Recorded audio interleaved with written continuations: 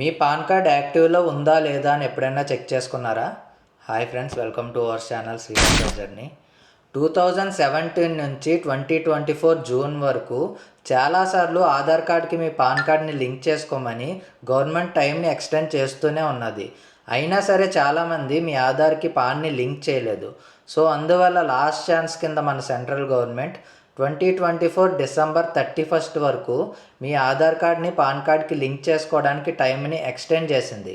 ఈసారి కనుక మీరు లింక్ చేసుకోకపోతే పర్మనెంట్గా మీ పాన్ కార్డ్ అన్నది క్యాన్సిల్ చేస్తారు. అసలు ఫస్ట్ ఆఫ్ ఆల్ మీ ఆధార్ కార్డ్కి పాన్ లింక్ అయి ఉన్నదా లేదా అని మీరు ఎప్పుడన్నా చెక్ చేసుకున్నారా? ఒకవేళ చెక్ చేసుకోకపోతే ఇలా చెక్ చేసుకోండి. incometax.gov.in అనే వెబ్సైట్కి వెళ్ళండి. పేజ్లో మీరు మీ పాన్ కార్డ్ అండ్ మీ ఆధార్ కార్డ్ ఇవ్వాలి. నాది ఒకసారి చూపిస్తాను చూడండి. సో ఇలా మీ పాన్ కార్డ్ నెంబర్ అండ్ మీ ఆధార్ కార్డ్ నెంబర్ ఇచ్చిన తర్వాత కింద వ్యాలిడేట్ అనేసి ఉంటుంది. వ్యాలిడేట్ని క్లిక్ చేయండి. క్లిక్ చేస్తే ఇక్కడ చూడండి క్లియర్గా నా పాన్ కార్డ్కి ఆధార్ కార్డ్కి లింక్ అయ్యి ఉన్నది అని చూపిస్తుంది. సో లింక్ అయ్యి ఉన్న వాళ్ళు వరి అవ్వాల్సిన అవసరం లేదు. లింక్ అయ్యి లేకపోతే ఒకవేళ ఇక్కడే ఇంకొక పేజ్ ఓపెన్ అవుతుందండి. సో పాన్ లింక్ అయ్యి లేని వాళ్ళకి ఈ పేజ్ ఓపెన్ అవుతుందండి.